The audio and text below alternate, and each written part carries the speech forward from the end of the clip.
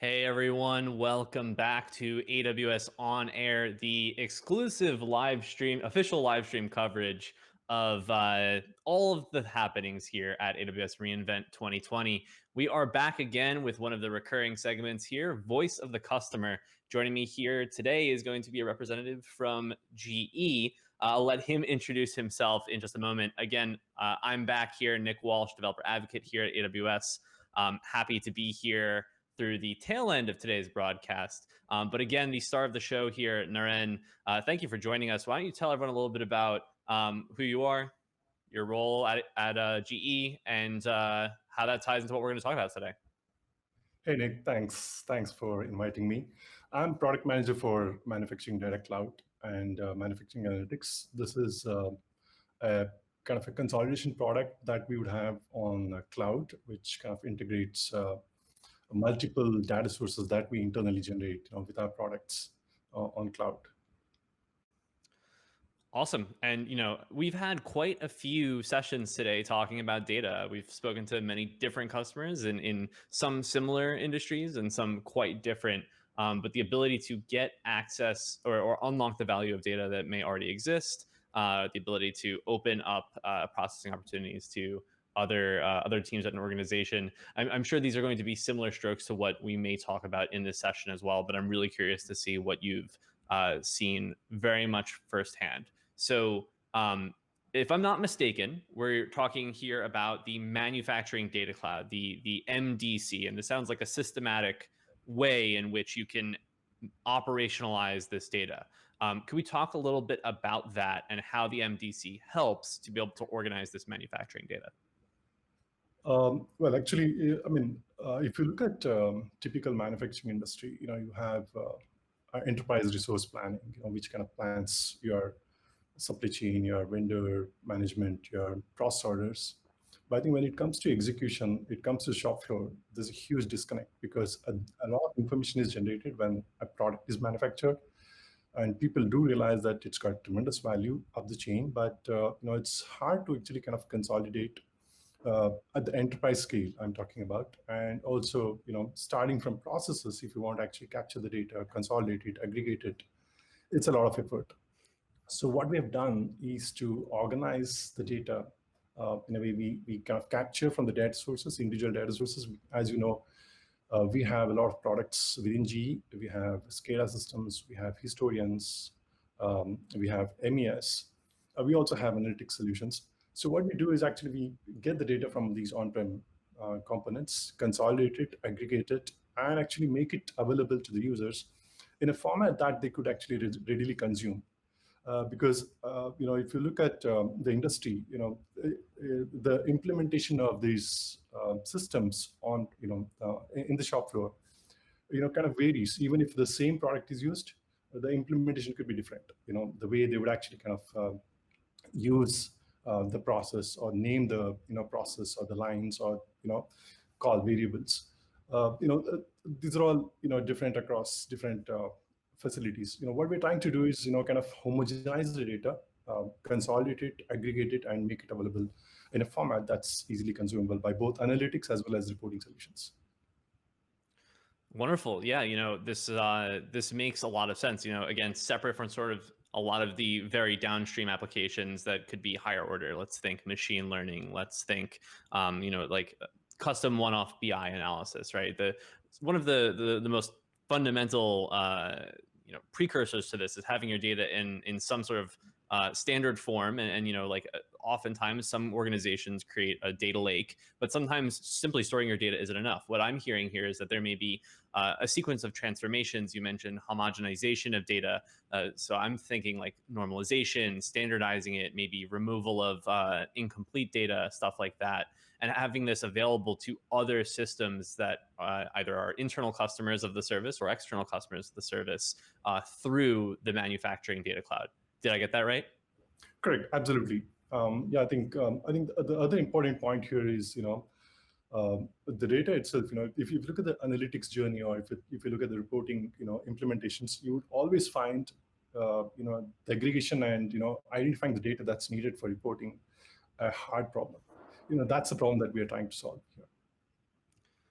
Wonderful. Yeah. So, I'm trying to think, when you don't have data readily available, standardized, normalized, you typically have one of two situations. I find that customers either end up feeling paralyzed, where teams that want to get access to that data are completely stuck in the mud. They can't move forward, and then the business is not able to ship features. Or conversely, teams end up having a lot of agency, and they're able to, maybe they replicate their data, but then you have syncing issues upstream with your golden source of truth.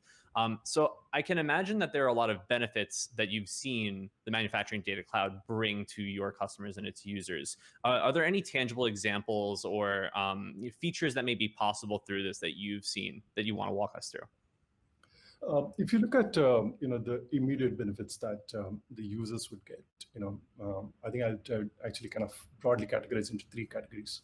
The first one is essentially homogenizing the data. That's one of the key aspects of MDC, meaning we consolidate them in S95 or the standards that we have in the formats that is easily consumable, not just within the industry but also across multiple systems within a particular enterprise, right?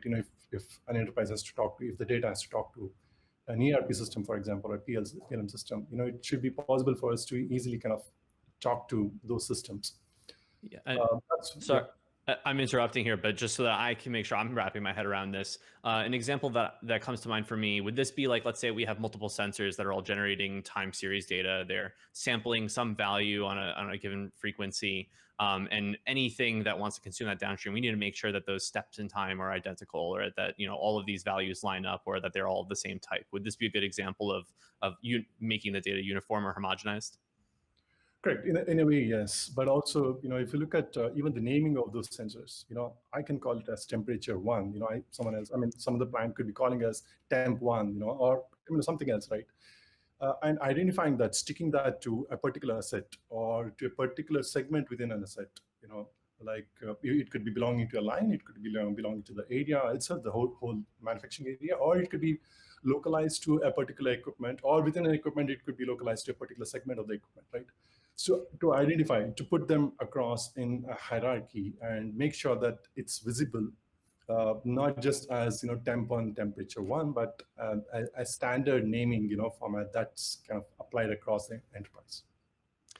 Yeah, extremely interesting. And again, any customer that moves beyond a very small point of concept of experiment will quickly get overrun with some of those things like naming conventions that they may not think about right at first, but the management just explodes in complexity at a certain scale, and something like MDC standardizing from the start sounds like it would be a big help there.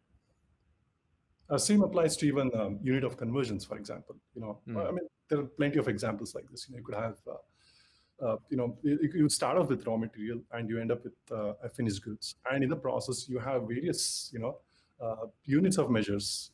It's not the same across, right?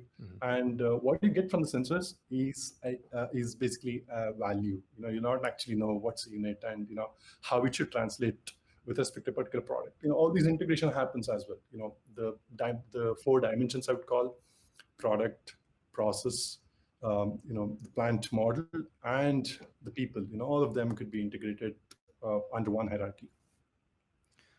Wonderful. So when I hear all of these, the types of data that we've discussed, this seems to me sort of like things that are measurable, things that sensors are directly detecting through induction or observation. So things like, let's say, like sound levels, temperature we mentioned, maybe vibrations. But when we think about what becomes valuable downstream for business value, I'd imagine things like being able to detect defections, or predict when preventative maintenance may be necessary in a facility, or some of these higher order properties that maybe oftentimes people are manually assessing right now, or that we have a very timely or a very time costly analysis process.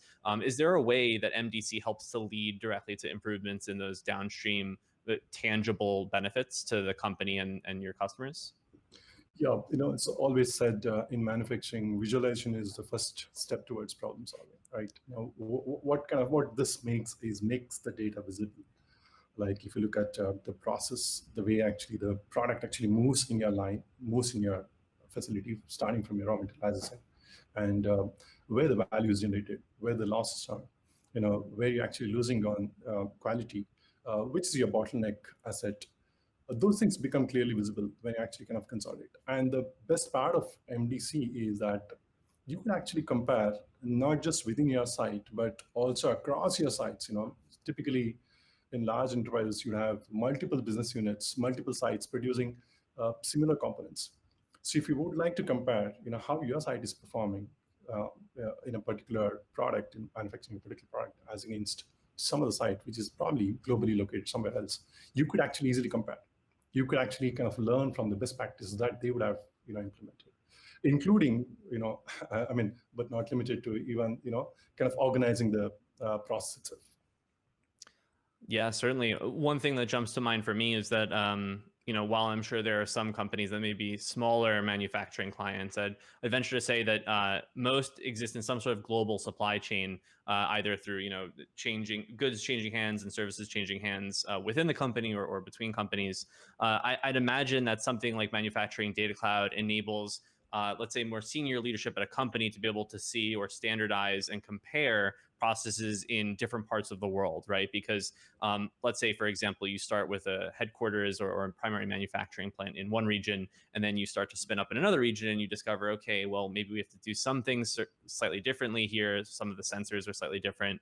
And then you trying to bridge that gap, even just at the second one, the second iteration would be difficult enough. Nonetheless, the third and the fourth and the fifth. So does MDC sort of, when it was designed, was it sort of built sort of with all of the customers potentially in mind, the ability to be broadly applicable, or was there a particular use case it was designed for and then sort of expanded from there?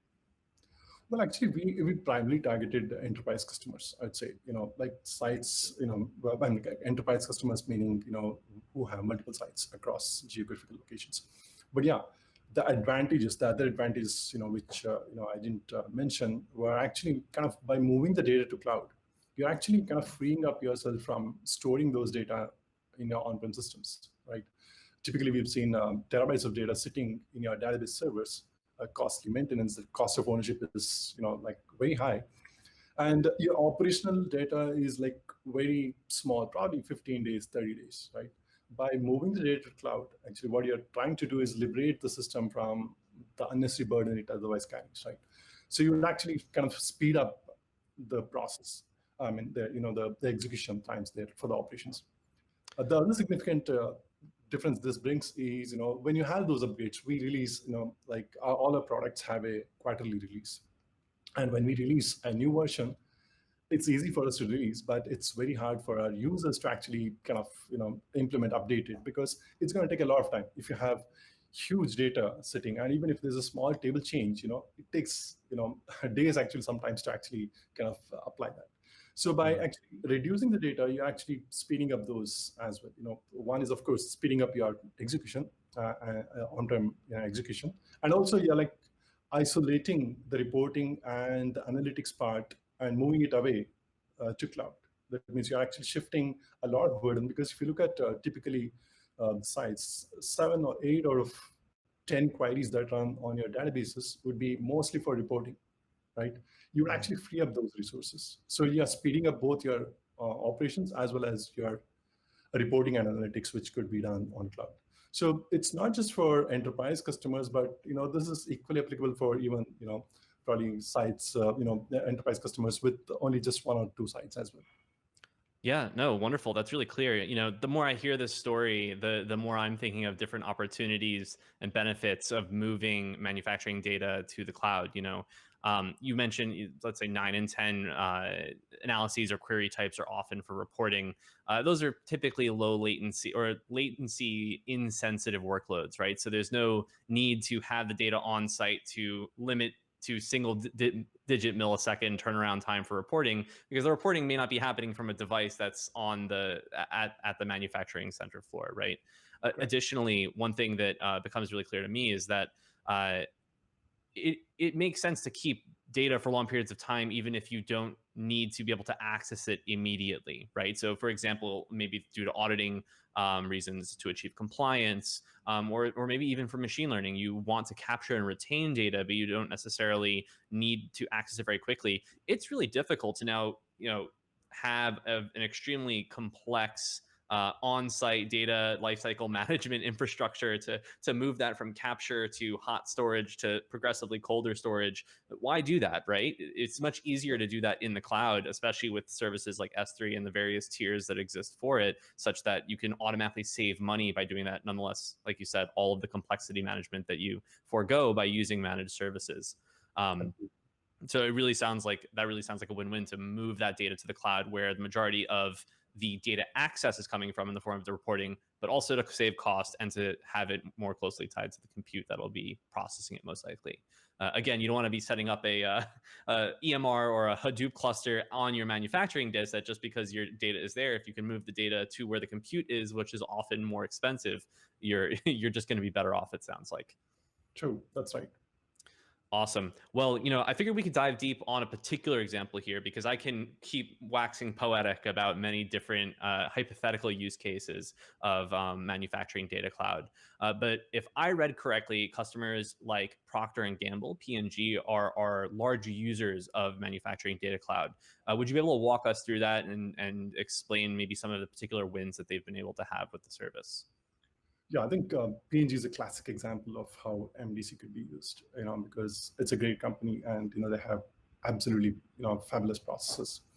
What MDC brings in here, as I said, we start off by actually making sure, the structure and the data is uniform across, right? It could be sites which have different language implemented within, the application that we have sold, right? Some sites could be in Dutch, some sites could be in English, some sites could be in French. So what we're trying to do is, consolidate this. I think this is some significant benefit that P&G has derived from, kind of analyzing the data just as the data across your sites, rather than actually bogged down to, how you should actually query a particular site. I think they have a lot of applications which are, kind of addressing this. Reporting globally what's happening. That's number one. I think that's one application which uses MDC data.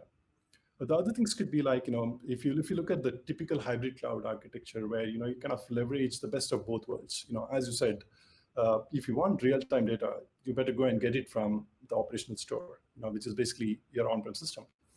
I'm talking about latencies like sub-second latencies. Yeah. But if you'd like to have historic data, you see the aggregations, and if you're not satisfied with the aggregations, you want to drill deep into that, explore what happened last month, what happened last week. I think those are things which P&G is actually also kind of implementing, trying to see if they could actually build applications which kind of integrates. For the user, it's just one interface, one UI.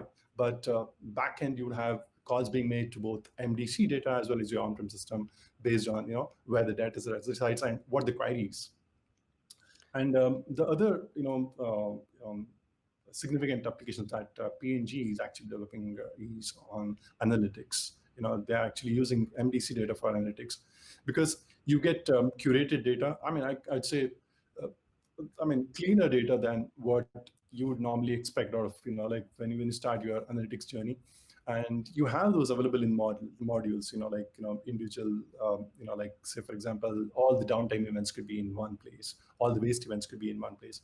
And you could have ability to actually kind of integrate all of them together and kind of develop your applications. I think these are some of the applications that P&G is working on as well, where they're actually trying to see how examples could be like the downtime that could happen when when the next order is being processed, when the next batch is being produced, or the waste that could be generated, or the energy consumption. All these things are being actually implemented. Yeah, it's wonderful. And, I think that the downstream questions are ones that have been asked since the beginning of time, right? How do we reduce waste? How do we prevent items from coming off the line that may be broken? And while we've change the ways in which we've technologically tried to assess and hopefully perform those assessments quicker, cheaper, scale out the process that can do it through automation. These are questions we've known to be answering for some long time. And now with the ability to move compute and storage and detection closer to some of our manufacturing facilities, the ability to store more data at a cheaper rate on the cloud, this hybrid model for certain applications like you've just spoken to in manufacturing start to make a lot of sense, right? It's about using the best tool for the job. And to be frank, your data has multiple uses. It has multiple access patterns. There may not necessarily be one place where all of your data lives, and you may not need to duplicate your data entirely, right? To your point, you may perform aggregations and then keep those aggregations on site while you keep your other data on the cloud, and move that into colder and colder storage, right?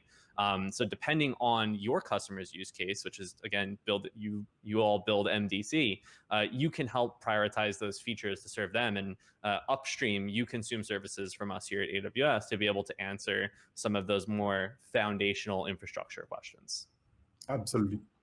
Right. Wonderful. Well, I have you on the line here, and you are certainly the expert in this space, much more so than I am. Not asking you to disclose like roadmap features or anything like that, but are there any overarching trends that you find in the connected manufacturing space or in your dealing with customers that you think are trends that we could expect to see more of, or challenges that you see a lot of companies trying to grapple with right now in sort of like the connected manufacturing space? Yeah, I think as I mentioned, the first point is of course making the data kind of homogeneous, right? I think that's the biggest challenge that the industries have now. And if you look at the broader manufacturing context, you would not just need the data that's generated by our systems, that we realize. That means the data that's captured by our products, but we also would need data that's actually sitting on other data sources. So what we're trying to do is, we're trying to see, if you're asking about the roadmap features as to what's coming up, what you're thinking about, we're trying to see if we could actually kind of, help customers develop those models that, the data models that they would need, not just looking at our product, our data, but also probably integrating from other systems. So you could actually kind of easily say, okay, these are the standard model. Say, for example, downtime events. If I take an example, I have 60 columns in the model which I have, and customer can pick and choose what he wants. But if he wants to add some custom columns, like some data could be coming from your ERP system, some data could be coming from some other system. If you'd like to add to that model, you could actually kind of add. So with that, you would have the ability to actually kind of build your own models, which you could possibly use, as I said, the same way as to capture, consolidate, aggregate, and also use it for analytics. So which paves way to a lot of applications that we could actually have covering the broader manufacturing context rather than narrowing down, because you have all these silos of applications. And generally the data scientist or the person who's working on looking at data would have always the challenge of integrating these things together, right? You have some structure here, some other structure there, and you would have to talk to multiple systems. I think these are some of the things that we are trying to see if we could actually address. Yeah, I can think of countless scenarios as you were speaking to that, especially in manufacturing. Let's say on the assembly line, you're tracking some of those tangible characteristics of the goods, but then you may have a purchase order and that a certain batch of materials came in, and that may not be present directly at your manufacturing, but your data scientists would love to be able to have that data all in one place to be able to determine that a lot of the defects or an increased defect rate, for example, was attributable to that.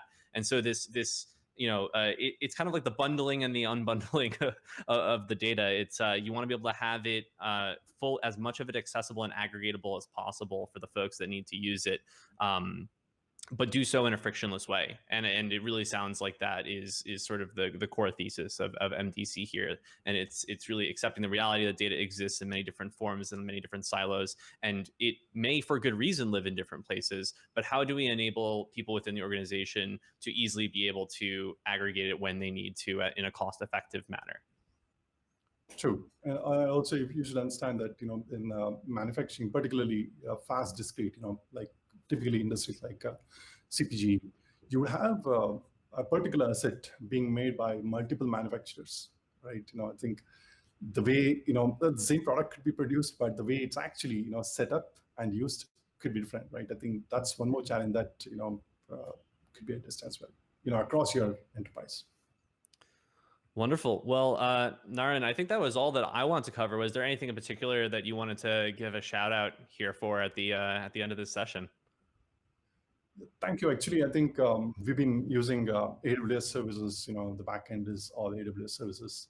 And in fact, we are trying to see if we could actually kind of diverge from whatever we are consolidating into two streams, intelligence and analytics. We're actively working on that. We actually trying to develop a lot of products on MDC, kind of applications that could be built on MDC, again, using AWS services in the backend, and trying to see if we could actually catalog those applications and deliver it as something which could be more easily consumed than just consolidating the data. Wonderful. And I won't hold you to this because I know that the launches have happened, just a day or so ago, and I know it's quite early your time. But any recent launches, either at reInvent or in the past few months, that have been particularly of interest for solving some of the problems in your space? I know we had a few manufacturing-oriented launches in the Andy Jassy keynote on Tuesday. Sorry, can you repeat the question, please? Yeah, totally. So are there any particular launches that you or your team have been interested in the past few months or as part of reInvent? I know there were some managed AI services in the manufacturing space for automating defect detection and making use of video feeds and various data and sensor sources in manufacturing facilities. But anything in particular you want to call out? If not, no worries. I know it is still early in reInvent.